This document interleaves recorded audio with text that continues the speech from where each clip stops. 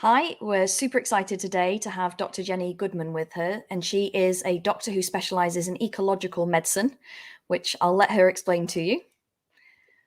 We have her book here, which I think we should start off by saying this is one of the best books I've ever read, and we're very, very excited to have her here today. Thank you. Thank you very much. So ecological medicine means two things. One is it means treating the whole body as one joined up ecosystem. In other words, each part's connected to each other part, which you might think is obvious, but it's not obvious to everybody in orthodox medicine. So, for example, if you have pains in your joints and a skin rash, you'll be sent to a rheumatologist and a dermatologist, but they won't ever speak to each other. And if you did put them in a room, they wouldn't know what to say. So it's ecological in the system, in the sense that the whole body is a joined up ecosystem, but it's also ecological in the sense that we human beings are part of the wider ecosystem of planet Earth. So what we have taken out of the soil, we've taken out of our bodies. What we've put into the earth, the air and the water, we've taken out of our bodies, or we put into our bodies rather. So you can't separate us from the planet around us. And in practice, ecological medicine has two halves. Nutritional medicine, which I would sum up as putting the good stuff in. We can talk about why the good stuff is missing later on. And taking the bad stuff out is environmental medicine.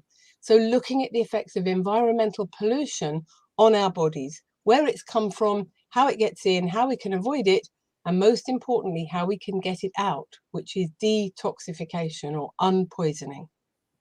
That was a brilliant explanation. Yeah. And I think, I practice functional medicine. I think as we were discussing before, actually that's like the American version, but ecological medicine probably came first and is more of the British version, which I really love. And I love that placement of it in an ecosystem, the way that we look at that. If we look at our microbiome now, we're seeing very much that what we have inside is reflected in the outside world around us. That's a great explanation. Exactly. Yeah. It's also very much how much our environment now, it really is affecting our health, because we can look at our symptoms, but unless you look at the person's environment, we are noticing. Yes, I mean, you need to look at a person's environment, past and present, and what they've been exposed to, because the way I see it is from an evolutionary perspective. So we were hunter-gatherers for about 100,000, 200,000 years, until 10,000 years ago. 10,000 years is a tiny fraction of time in the evolutionary sense. And the Industrial Revolution was only 200 years ago, which is even smaller. Now, our bodies adapt by Darwinian natural selection, but they can't adapt as fast as we have changed the environment. So what we've done really is created an industrial and post-industrial environment full of chemicals and electromagnetic radiation that our bodies weren't evolved to cope with. And some people cope better than others because of genetic differences. But, the air pollution and the pollution of the water and the quality of our food now ain't good for anybody. You can see that now with our chronic diseases as well. You can see it by, the Alzheimer's, the dementias, the cancers. You look at in your book, you saw, 50 to 150 years, how popular they're now becoming. They really are everywhere now. 80-odd thousand, isn't it, or something? It's around right. that. I mean, before lockdown, I stood in a room of about 50 journalists, and they were mostly aged between 30 and 40. They were young people by my standards. And I said, put your hand up if you've ever known anyone with cancer. And every single hand in the room went up. Now, we need to be profoundly shocked by that, because if I'd asked the same question of an equivalent audience 100 years ago, maybe 3 or 4 hands would have gone up. So we're being told stories about this. We're being told that the cancer rate's going up because we're living longer and we have an aging population.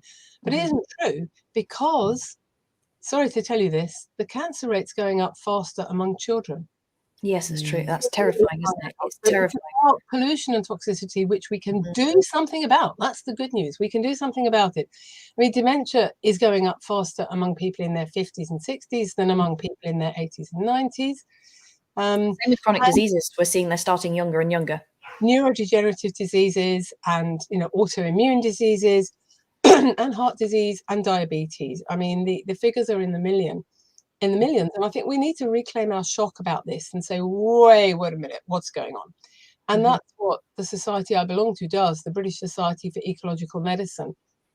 We're about looking seriously at these epidemiological trends, and as well as helping our own patients to get better, it's also about shouting from the rooftops that it's the way we're living. And as well as, the toxins that we've been talking about, it's also the lousy quality of our food, which has been grown in soil that has been so intensively farmed for so many decades, since the Second World War ended, basically, where they got frightened about food security. With the pesticides and the fertilizers and so on, they've been taking every last mineral out of the soil. So even your broccoli, which 50 years ago would have given you your day's supply of calcium and magnesium, now it can't get that in itself if it's not in the soil. So this is also about regenerative farming, organic farming, biodynamic farming, and there are loads of wonderful farmers now who are trying to do it differently and look after the soil and be gentle with the soil. And that makes better quality food for us. And of course, if the food has been processed and transported and filled with artificial additives, it's no longer food anymore. And those nutrients help us detoxify as well, don't they? They help us with the ability to get rid of those toxins. Every vitamin and mineral is needed by the liver to detoxify chemicals. And, nature's kind of prepared us for needing to detox in a way, because as hunter-gatherers, we would have encountered, spider venom, snake venom, stinging nettle, poison ivy, that sort of thing. So we do have detox systems in our liver.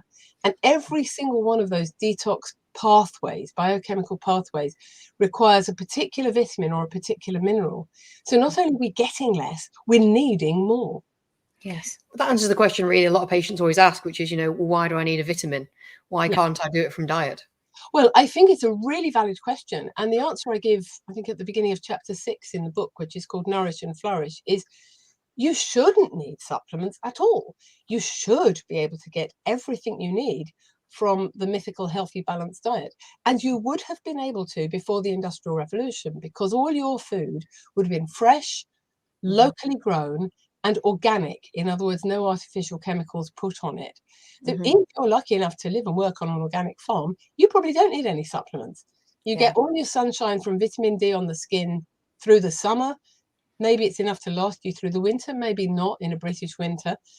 You wouldn't have needed it. But unless that's your situation, we cannot get enough from food now because of the food being depleted and because pollution and also mental stress deplete our level of vitamins. We use them up hand over fist, and the government's recommended daily allowances don't make allowance for that. They're way too low, way too low. And I think that answers the question for a lot of people, that they think organic's something special, but I think it's understanding that organic is just what happened before we added all the chemicals to it and before we depleted things. Yes. Organic is ordinary. It means if it's a plant, it hasn't been drenched in toxic weed killers, herbicides like glyphosate, which are recognized as carcinogenic by the World Health Organization. If it's animal food, like eggs, then the chickens haven't been injected with antibiotics. If it's beef, then the cow hasn't been injected with hormones. So organic food is ordinary food, just like our great grandparents used to eat. And it is more expensive, but A, it shouldn't be. And B, we now spend about 8% of our income on food. And in our parents' generation, it was about 33%. So it is about reprioritizing. And also, if you eat meat, you can eat organic, free-range, cruelty-free meat by eating it maybe once or twice a week instead of 4 or 5 times a week. Yeah. And that's better for you and the planet. Almost always, what's better for the planet is better for the person. It's also the answer because, looking at those animals, the ones that are injected with hormones, have antibiotics, that's also going to get into our water supply. And that's not the sort of thing we filter out, is it? And absolutely. And the antibiotics that are in us, if we're taking antibiotics, and the contraceptive pill and HRT, those hormones that we are consuming, we pee them out. Every drug we take, every medicine, we pee them out into the water supply. They get into the water table. All the water companies filter out is bugs, right? They're removing microbes, which is fine, but they're not looking for residues of antibiotics, hormones, pesticides. And they put disinfectant in, which when it combines with those residues can make some pretty nasty compounds. Now, they do have to put, they say, chlorine in to kill the microbes. But what they should then do is take the chlorine out again. And they don't. So we have to do that in our individual homes by fitting a plumbed-in water filter. And I do talk about how to choose a good one in chapter 7 of the book, but also in some of the other chapters. I mention it, and it's going to become even more crucial because I don't know if you've noticed, but our dear Prime Minister has recently developed a sudden compassionate concern for children's dental health. He's concerned about the strength of their teeth, and he thinks we need to add fluoride to everybody's water supply to strengthen children's teeth. Now, it doesn't strengthen the teeth. It makes them hard, dense, brittle, and abnormal. It damages the bones, the kidneys, the brain, the thyroid gland, and the ovaries. And it's not something that belongs in the human body. But your water filter, your good quality plumbed-in water filter, will remove the fluoride just as it removes the chlorine and the heavy metals and any other toxic residues. I think that goes nicely with a question actually we got asked, if you want to answer that, which was how you can offset or improve if you're swimming a lot. How would you improve your exposure to chlorine? Very simple. The answer is from GCSE chemistry. All the elements that there are grouped into a big chart called the periodic table of the elements. So group 7 is the halogens: fluorine, chlorine, bromine, and iodine. And they're a bit similar to each other. The body can get them mixed up. So if you want to get rid of chlorine, you take iodine, which is good for you anyway. I take an iodine every time I come out of the swimming pool because it's chlorinated. So the iodine will push the chlorine out, and iodide will push fluoride out. Okay, I won't go any further into the biochemistry, but yeah, iodine is really protective. If you take that occasionally, if you've been swimming and you have a water filter in your home, you're sorted. You'll improve it. A question about the water filters, really. A plumbed-in one I know is the best idea. If you're living somewhere that's rented or you can't fit a plumbed-in one, then you get a countertop one, but get a top quality one and get one where the jug that the water ends up in is not plastic. Like glass. If it is, it should be really hard plastic, and it should be somewhere cold, because once plastic gets warm, the plasticizer chemicals such as BPA and others will leach into the water, and they are what we call estrogen mimics. The body's cells have receptors for estrogen, and these plastic chemicals sit on those receptors, and they are implicated in cancers of the female reproductive tract, breast cancer, endometrial cancer, that's lining of the womb cancer, cervical cancer, and ovarian cancer. So that's why if you're carrying water around, carry it in a glass bottle. And that's like cling films as well and other things, isn't it? So it's the other Cling plastic. film is the worst because cling film is very soft. So if you wrap something in cling film, it will get the plasticizer chemicals into the food. But if you put it in a hard Tupperware plastic box in the fridge, you don't need to worry about that. Okay, that's great. Thank you. Take your size in a paper bag.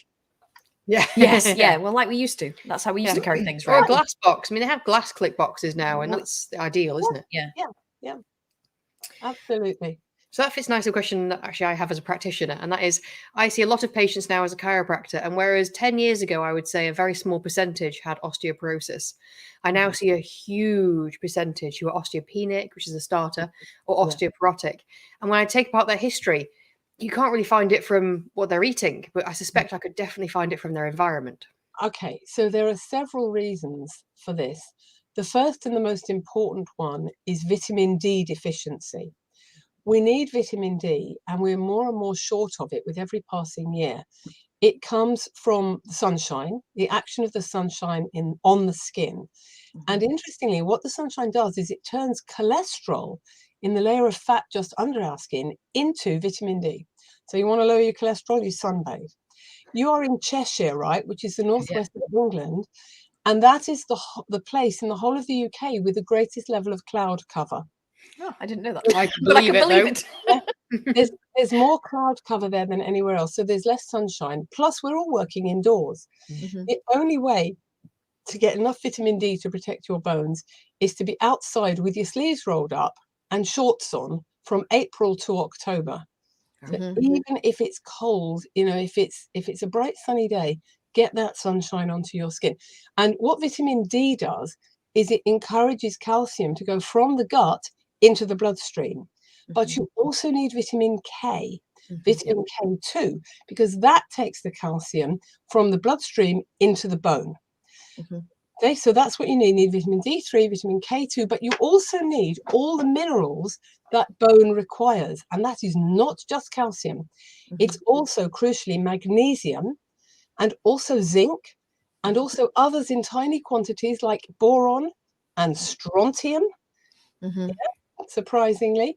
And in order to absorb all those minerals from your stomach and get them into your bones, you need plenty of stomach acid. One of the reasons, Xandra, that you're seeing the increase is loads and loads of older women are being put on PPI, so protein pump inhibitor drugs like omeprazole and lansoprazole, which stop stomach acid production, right? And they are a major, major cause of the epidemic of osteoporosis. Wow. And the final factor, I think, is fluoride. Because fluoride damages the architecture of the bone, and although it doesn't decrease the density, it does increase the fracture rate. And I have quite a rant about this in the last section of chapter 5, which is called Seasons of Your Life. And the final season is age 50 to 105. And I do talk about osteoporosis and the menopause and so on. I'm assuming also if it's an absorption, I'm assuming probiotics would also help as well. Well, probiotics help if you haven't got a satisfactory microbiome. I mean, obviously we do stool tests to see if you've got the good friendly bugs in good amounts and you haven't got any nasty bugs. Probiotics help the gut function in general, but they tend to act lower down. And I think to improve somebody's absorption, I would tend to focus on herbs that heal up the gut lining. First you get rid of the bad bugs if they're there, then you give probiotics. But I also give herbs like aloe vera and slippery elm and nutrients like glutamine to heal up the gut lining. But, if you're on an anti-acid, all that's out the window. You can't absorb your minerals. I agree with that. I think they cause a lot of problems. And it's important to know about the herbs you can use instead of those drugs to calm down the acid production. There's a lot more about this on the website of my colleague, Dr. Sarah Myhill, by the way. She has that's an excellent website. Brilliant theory about this called the half-acid stomach. There are a lot of people who are being treated for acid reflux. It's not that their gut's producing too much acid. It's actually not producing enough to trigger the stomach contents to be emptied downwards into the duodenum. Therefore, they're refluxing back up. And even the tiny amount of acid will give you, heartburn. Yes. So we're treating this completely backwards in the wrong way. My supplements like betaine can often give people a lot of relief. The betaine and the pepsin that people take, which actually kind of seem like they're giving you acid, but actually... And even just squeezing a lemon or a lime over your food. There's a reason that restaurants always put a slice of lemon and lime on your plate. Yeah. It's also why apple cider vinegar helps a lot of people too, I think. That's the other one. Exactly. Brilliant. And people have been using that to treat rheumatoid arthritis for hundreds of years. Yeah. So we'll ask you another question if that's okay. We've had one to say, I've got 9 mercury fillings, but I don't have any symptoms. Should I have them removed? And how can I do that safely? Okay, this is a really important one. And the answer is not simple, right? If you're feeling perfectly all right, can I ask how old you are? So I think this is one of my patients, and I suspect they're in their 50s. I think it's one of my patients who's asked this question. They've asked it through social. Mercury is a neurotoxin, right? The Mad Hatter in Alice in Wonderland was mad because hatters used mercury in their work. Okay, it was a known thing, the Mad Hatter. So I wouldn't want it in my body.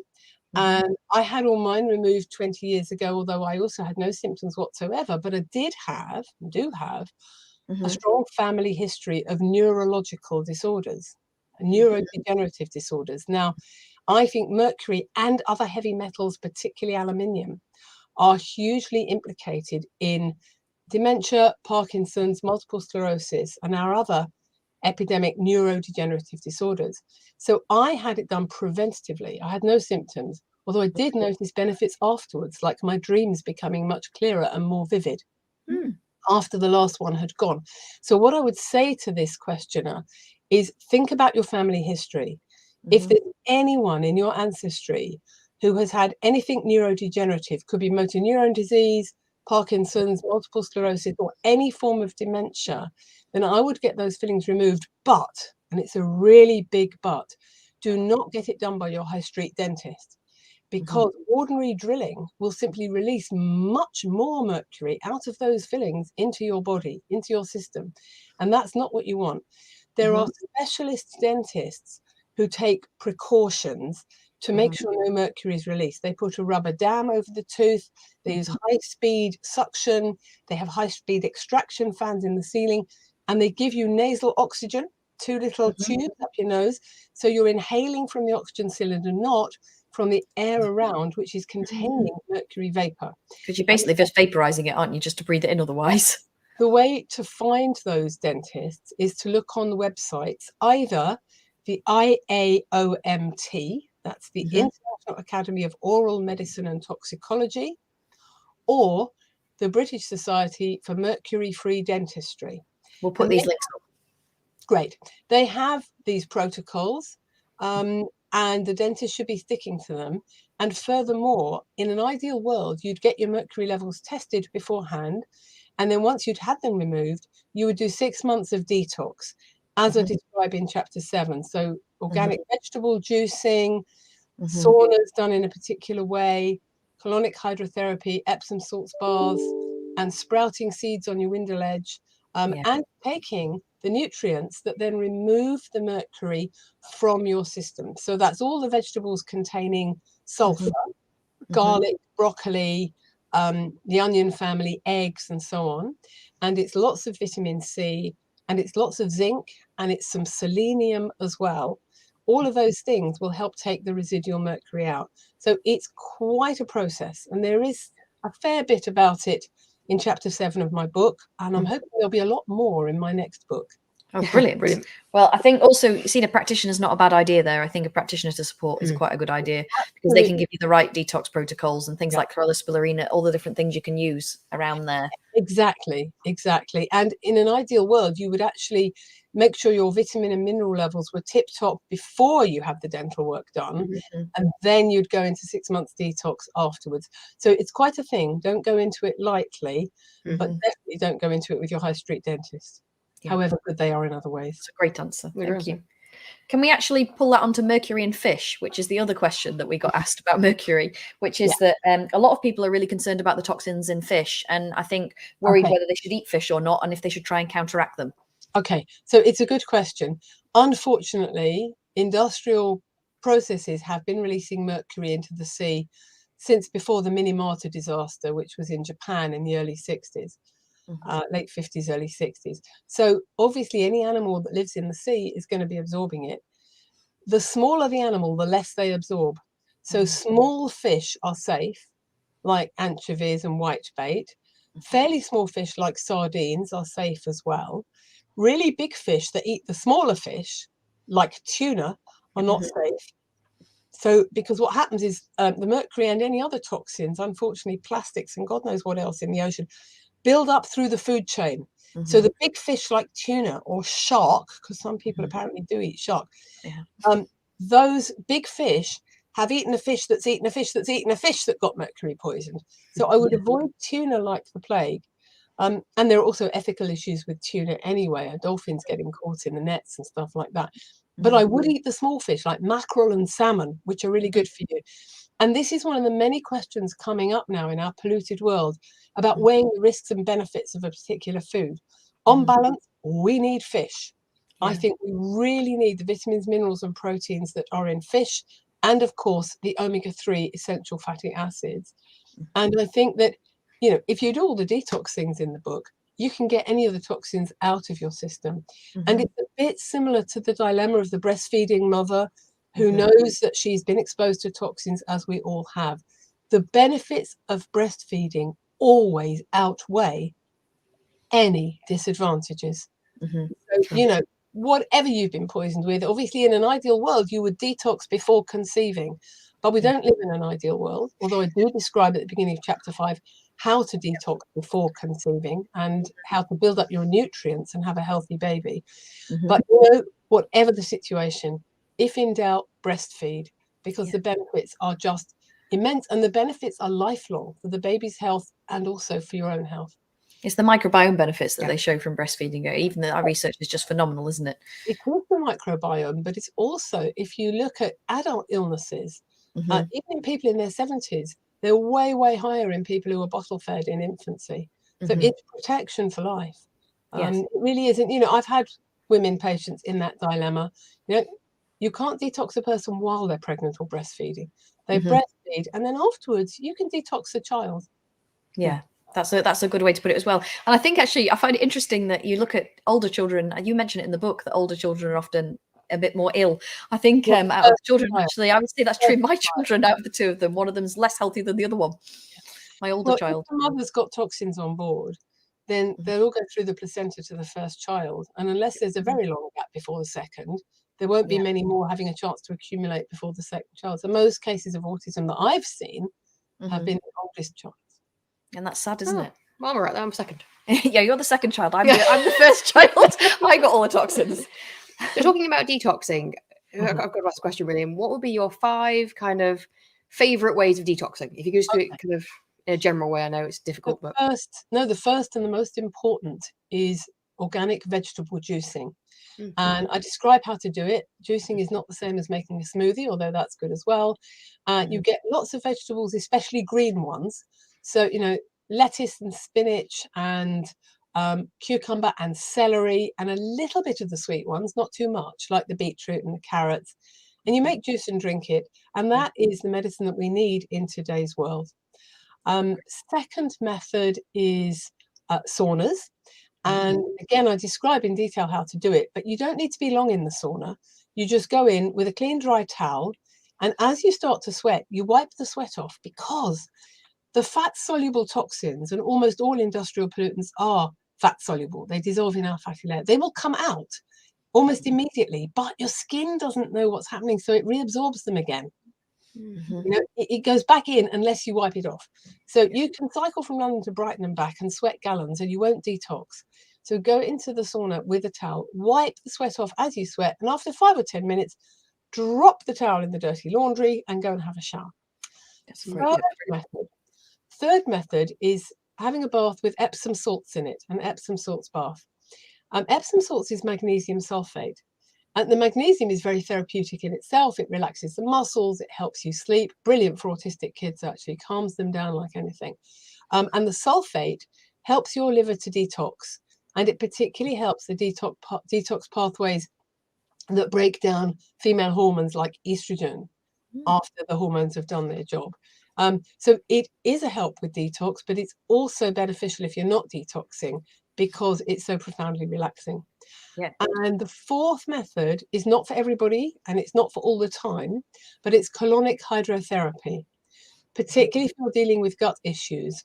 And when and only when you've improved the input from the top, in other words, you've radically cleaned up your diet, then it may be worth doing a few sessions of colonic hydrotherapy. And again, I describe in the book how to find a qualified practitioner. Right, it's in chapter 7. Because There's a lot of notes in that book. really, it's really important that they're qualified. yeah. And the fifth method, again, this is not just for detox, it's for general nutrition. And this is the time of year to start doing it, is sprouting. Yeah. So you get seeds that sprout easily, like aduki beans, mung beans, or alfalfa seeds. And you soak them for about 12 hours in water. And then you put them on a simple sprouting tray that you can get from any health food shop or hardware shop, and you water them. Within a few days, you've got fresh, nutritious salad, which is also full of protein and minerals. You can make it even more full of minerals if in the water that you use for soaking them and then for watering them, you put a few drops of liquid zinc and selenium, because rather than taking those directly as supplements, the little plants will absorb them. And so you will then be taking them in their natural form, which the body absorbs far more easily. Great. And, you know, it's a brilliant thing to do over the late winter and early spring, where we haven't got much salad other than what's been flown from the other side of the planet. So it's your good seasonal eating that you talk about a lot as well, following the seasons, and that's a great way to do it through this time when there's not much around. It's also the amount, isn't it? I mean, we sprout regularly, and it's amazing, you know, how many portions of vegetables you can get for actually not very many sprouts. It's phenomenal when it gets them in, and they taste great. And it's incredibly cheap. It's really easy to do. It does, and it makes them much more digestible.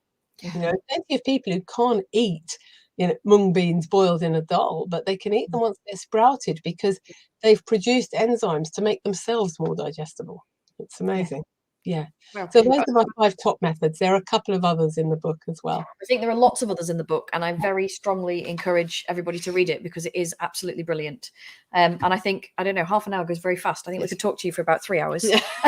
And, it was absolutely brilliant. Thank you so much. And My pleasure. Yeah. I hope you want to come back one day because that was fantastic. Yes. I'd like to come back in person. Yeah. Brilliant. Oh, Oh, yes. definitely. Wonderful. Yes, even We'll better. invite you. Yes. When we're back into Very long lunch. All right. Thank Good you to very meet you. much. Take care. Bye.